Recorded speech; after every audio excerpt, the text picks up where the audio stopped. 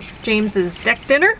It's a soup, and it's really good. I had some earlier today, and I'm going to be talking about this. This gets top of the stack rating from me. Very good.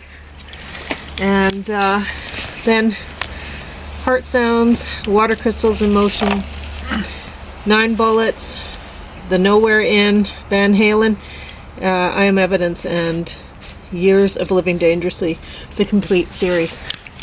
And if we have time, James will talk about some other things. Pretty sure we won't have time, but maybe Rocky, and not Sylvester Stallone, but Nelson Rockefeller, and maybe Bobby Orr, and the Golden Jet, Bobby Hope, but probably none of the below. I'll show you some of the pictures from the back of this, actually, so that you get an idea of what we're looking at here. So, I don't know if you can see that stuff, but it's really beautiful. So it's an art project. The visuals were by a fellow called Jonathan Quinton, and the music by Jonathan Goldman. And they did a great job. It's if I were 44 minutes, I was going to say it was about 40 minutes, but it even looks impressive. The stills. It's very beautiful. Kaleidoscopic. Yeah, and yet you get them from all different directions. So it's like a kaleidoscope that you move around. Yeah, so I was saying some of them, this one looks kaleidoscopic. Yeah. Stuff tend to have like a circular symmetry. Yeah. But that's only 2 of the 5 that they've got back here. These other ones aren't like kaleidoscopes. And this is one, it's such a beautiful film, or I guess shorts. I don't know how you would...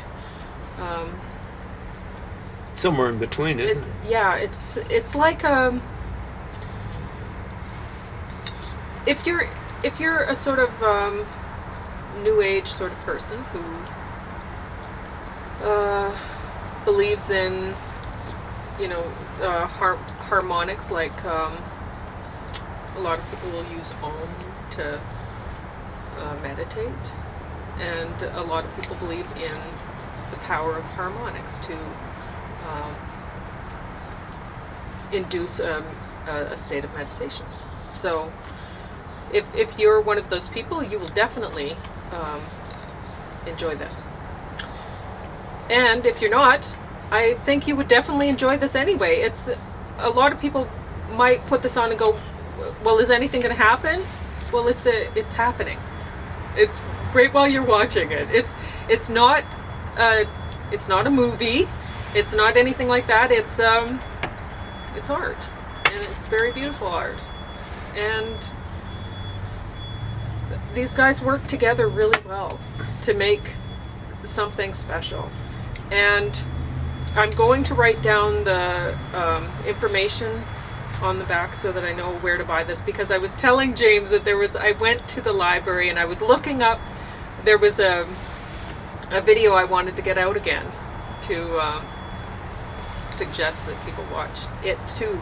It was some sort of I think he was a Reiki guy, and he was sending out healing energy through through time and space. It was like everybody could receive it from like when he recorded it and forever into the future through watching this, right?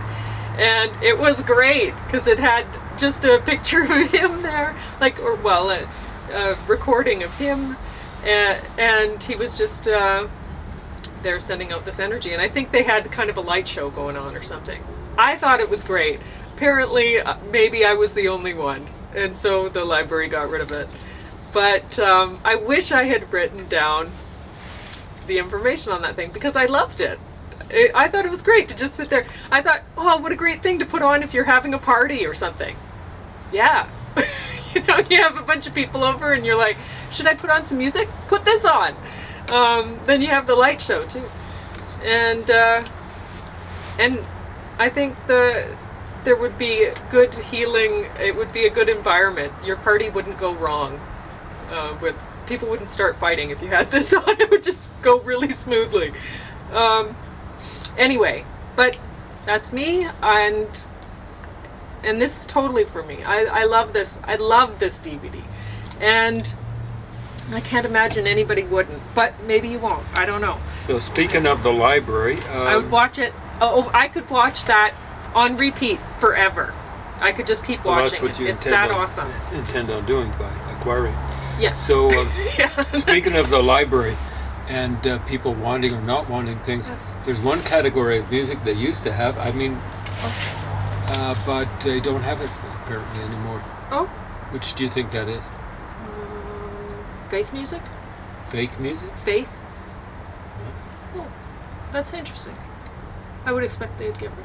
It's the one that I figured that they should have. Classical. They're getting rid of classical? I think they got rid of it a long time ago. I can't find the category for classical. I think they've got New Age, they've got rhythm and blues / soul, they've got world music. Maybe they have it listed under a different, maybe they have it divided into I'll check. strings I'll ask. Right? I'll ask. Because I find that hard to believe. A lot of people still like classical music. I know. That's Don't why they? I'm saying. So. That's apropos of this. You're saying you might be the only one who liked that other thing they got rid of. I don't know. Anyway, the wellness series, Transforming Your Life, Heartsounds. And it's so cute. You have a couple penguins here. It looks like they're holding hands, right? Because their little wings are right together. And I put this on and I thought, oh, this is lovely. There's a woman. She's talking about, well, I won't tell you. You just watch it. It's fine. It gets second in the stack rating from me. But I would not recommend anybody buys this because it's only 5 minutes long. 5 minutes. Wow. I know. So I'm like looking at this, the wellness series. It's cute for getting it from the library for free, but for 5 minutes. But the wellness series, certainly you could have put the whole series on one disc then and just let people scroll through it because that's 5 minutes, that's ridiculous. So, and plus, I mean, when I first put this on and I was seeing the penguins, I think penguins are cute and everything, but I was reminded of when we watched this DVD. It was a documentary about penguins in Antarctica, and they were showing, they weren't hiding. A lot of the documentaries that you see, they show you all the cute bits or whatever, but they hide the behind the scenes stuff or whatever. These guys weren't, and they were showing, well, to get all this footage, we have to live here, and it's really cold here, so we have to burn we have to burn the penguin blubber in order to survive, for fuel, to heat the homes.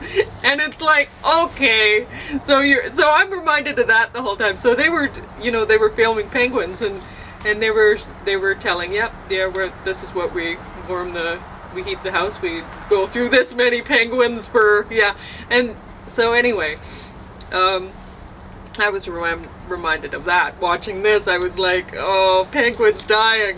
But at the same time, I did enjoy this as much as I was reminded of that. Messages from water. Now, I don't know how many people think that this, you may have heard of this, you may have not heard of it yet, but there's a fellow who, well, a group of people actually, but one lead guy who was in Japan and doing these experiments on water, and he'd take different types of water from different places, and he'd play music to them or put words imprinted on them, and it could be in various different languages, and the water reacted to what he was doing. So a lot of people looked at his experiments or whatever, and they said, okay, that seems really flaky or whatever, which snowflake, whatever. Anyway, but there's a lot of people out there who believe in color therapy, and a lot of people out there who actually believe that the water in everything is alive in a sense and reacts it to whatever is around it. So if you wear a shirt, like right now, underneath this, I'm wearing a shirt, I think it says peace or something, and maybe I feel more peaceful. I don't know. Or you wear a shirt that is orange in color, you might feel more happy because your water inside you might feel more happy. Or you drink a glass of water and it's and the glass is colored orange, you might feel more happy than if you drank a glass of water and the glass color was brown or something like that, right? So, and a lot of people don't believe in that at all. But in any case, I gave you a little bit of where this is coming from. And this guy got different, like if he played heavy metal music, the crystals, the water didn't seem to like that or whatever. You look at it and it doesn't have a very pretty crystal in any case. And if he played some sort of like a Mozart piece or something, then it had a beautiful little snowflake crystal. Now, I read a book that he put out, and I thought it was interesting enough, but there wasn't enough information, and I saw this video and I was like, okay, well, it's only 40 minutes long, and it gave me a little more information. I realize now what they were doing is they'd freeze the water, and then as the water was melting, it would get this, it would show the crystal formation. So it wasn't as it was freezing, it was developing that. But I still don't know the particulars of the study, how exactly the water, like the water's exposed to music and then it's frozen, and then while it's melting it's forming this crystal or whatever. I don't know. I didn't feel that there was enough information here to help me understand exactly what they were doing to the water. In any case, so it didn't get the top of the stack, although I'm interested in learning about that sort of thing. And there might be nothing to it, but there might be something to it too. And I don't know if it's just some sort of a gimmick, or if he's found something and maybe there's a different explanation or whatever, but I wouldn't know unless I had more information, and I don't. So, and you're not going to get it from that video. 9 bullets. Wow, this was bad. She was the woman in this, Lena Headey. She was in Game of Thrones. I guess that's what they put on here. I remember her from the Terminator series, because she looked the same in that as here. But this was not a believable story. This kid, his whole family is killed, and yet he doesn't seem to be, I mean, he's a bad actor, but I think it's more the fault of the director / writer, honestly, because he doesn't seem to be reacting as though his family has been killed the whole way along. Like, this woman is trying to get him away, and then the boy is like, oh, why don't you care for me? I love you, and da-da-da, whatever. And it seems kind of creepy, like there's almost some sort of relationship between them that's more, I don't know. I just don't. Anyway, it is funny because I was thinking of how I told my sister, she was trying to encourage me to adopt and stuff like that, and I was like, yeah, I mean, she's been trying to a lot. I've tried to explain to her, well, I don't think that they would let a couple as old as us adopt, and you know, they're looking for young parents, and for one, like all this stuff, and I don't know. But finally I just told her, well, if she's been trying to convince me, oh, just go go to the library and sing songs with children, or set up, you know, a program where you can sing songs with children, you'll feel better, and I've tried to explain to her, I can't be around children. Like, I couldn't even look at James in the eyes for a year after I went into menopause, because I just was reminded of how I always wanted our child to have his eyes, because his eyes are really pretty color of blue, and he has really big long eyelashes. I thought, oh, that'd be lovely. So I definitely can't be around children. And so there's this, I watch this and I'm like, and she says the same sort of thing. She's like, well, you know, what happened to me in my past, I just can't be around children. You know, it's not for me, sort of thing. And then in the end, she ends up, she's gonna be taking care of this. It looks like she's gonna be taking care of this child. He wants her to be his mom. His mom's gone now, right? And happily ever after, sort of thing. But I don't know. I was watching that. I really wasn't feeling it. Anyway, so didn't get the top of the stack. The Nowhere in St. Vincent and Carrie Brownstein. And honestly, when I didn't notice Carrie Brownstein's, or Stein, I don't know how to say that. Should be name. Stein. It would be something like fountain stone or source spring stone, maybe. On the front of this one, when I borrowed it from the library, and then when I saw her, I thought, oh, okay, this is going to be great. No, it was not. It was extremely disappointing. I can't even, it wasn't funny, and I can't understand what they were trying, the message they were trying to do, show with this. It was just bad. So James will talk about this. I brought this out because I'd reviewed it, but I didn't really watch a James had. So I Am Evidence. This is a documentary about, apparently, there's loads and loads of untested rape kits in the United States.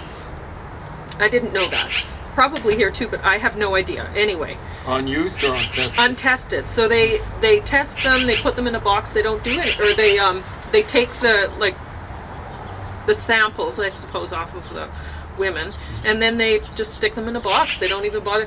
And so they don't analyze they them. They don't do it. And so the women are going around. Well, they might be thinking that something's getting done. It's not. Wow. So anyway, this documentary is about some people who decided, we're going to try to make sure that these things get analyzed, or whatever. These kits get... every one of them should be analyzed. They should be, yeah. It's ridiculous.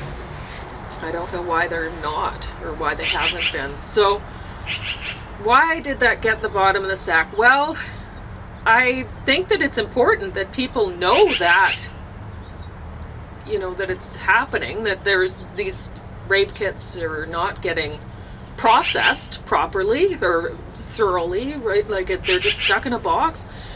But at the same time, I think, okay, well, is there a reason why they're not getting, I don't know, maybe I have a little more faith in the judicial system or something, but I'm thinking, okay, well, maybe there's just, they look at these and they're like, okay, there's nobody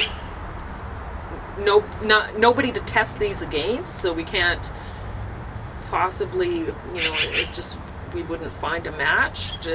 What are we going to test, like everyone in the whole country or something? It says untested. I don't know. Yeah. Like the stuff should be tested, in other words, analyzed. Yeah. I don't know.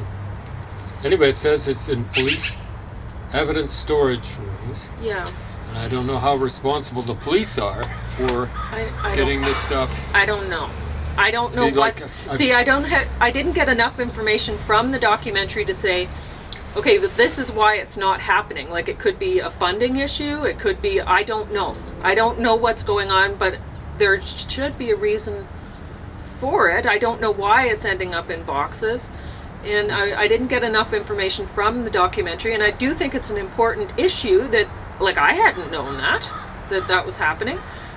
Could be police inertia. You know, the evidence storage rooms have very limited access. Like I did janitorial at the cop shop. It wasn't my choice. I was parachuted in there by the city. I was not happy. But this is about 25 years ago. I clean the evidence room maybe once, but I had to be supervised by, there was one woman who controlled it. I think even the cops had to check in with her. They had to be supervised with her while they were in there. And that's an important sort of thing, but it could be that they're just not cooperating, that they're sitting on this sort of stuff because the majority of cops are men, and it goes all the way to the top. So, well, that could be it too. And so I do think that it's important that people learn about that topic. I just don't know that they did a great job presenting it in the video. And I mean, you have some women scenes with like there's a woman crying about, she's talking about when she was raped and stuff like that or whatever, and it's not really graphic or anything that way. They were tasteful about how they presented things that way, but at the same time it's like, yeah, we don't really need that, because if you're a woman, I don't know how likely it is if you're a man, but if you're a woman, I think it's pretty likely you've experienced it. So we don't really need that, but it's just kind of, anyway. It would have been better just not put into a documentary, maybe, or maybe they weren't ready to finish the documentary. I don't know. It just didn't work for me. Sounds as though they didn't do a proper job of explaining things. I can't see what they're saying on the back. They should give a clearer idea. Years of Living Dangerously, the complete series, was terrible. Honestly, it's just a bunch. When you have I realize it's tough to get people interested in things like climate change or environmental issues or whatever, maybe. I mean, it's not hard for me to be interested in that sort of like environmental issues. Climate change, I'm like, okay, well, we have a prediction for later on this week for plus 20 high. Is that going to happen? Who knows, right? I mean, so if the weatherman can't get the weather right for tomorrow, really, should we trust their predictions for 20 years from now or whatever? So it's a little hard for some people to swallow, and especially when it changes. So if you're young, you go along with it, but then once you're older, you're like, okay, but I remember when it was just the opposite, when they were saying just the opposite, and you're like, okay, so it changed after you were born. Yeah, so if the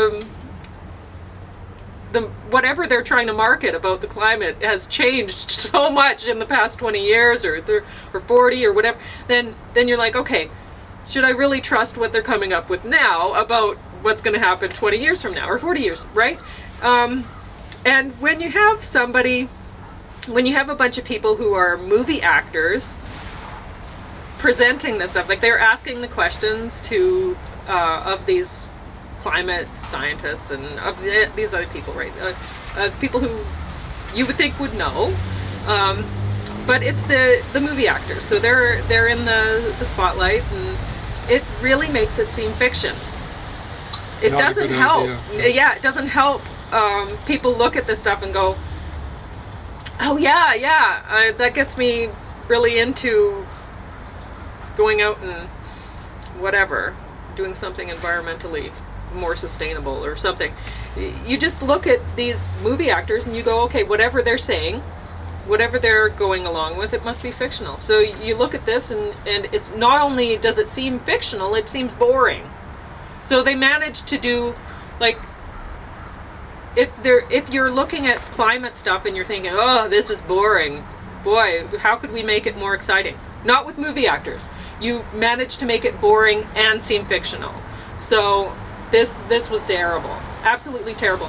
One thing I thought was interesting, it's right away, I think it was the first episode anyway, they were talking about the main way that you can affect or that we can affect climate change is through, well, they were talking about carbon sequestration, like, and how if you have old growth forests, then they're carbon sinks, right? You take this, you have this tree and it just stores all this carbon, and then once you saw it down and burn it or whatever, then that's gone. So then you're making things worse again, right? So you're doubling the effect. Yeah, so it's better to actually have a lot of trees growing, because they're going to store the carbon for you, and rather than it being released. So that I'm all for more trees. Let more trees grow. But at the same time, if you bring in more people into Canada, which I'm for immigration, but I am for immigration of passive people who are interested in actually living sustainably. So I don't want any aggressive people immigrating into Canada. I want passive people immigrating into Canada. People who actually care about each other and want to build civilization sustainably and care about the environment. So and believe in democracy. Sure. That's a killer for most people. When more people really equals less nature. And if you're bringing in more people, then more trees will be chopped down. No matter how, like if people are talking about, oh, well, we can use bidets instead of toilet paper. And it's like, okay, well. Drop in the bucket or drop in the bidet. Yeah. Because really the main reason for climate change, if you want to look at it that way, it's still anthropogenic. So more people, more problems. And you'll have lots of people generally coming from the global south, as they say, who will be feeling cold up here. And guess what? They'll need more heaters. Yeah, we were listening to the radio during a heat wave, and they were talking about how, the people from Africa, they don't need air conditioning in this. And it's like, okay, but we're in Canada, and even if we have heat for like 2 weeks or something, the rest of the time it's cold for them, so they're going to use heaters more.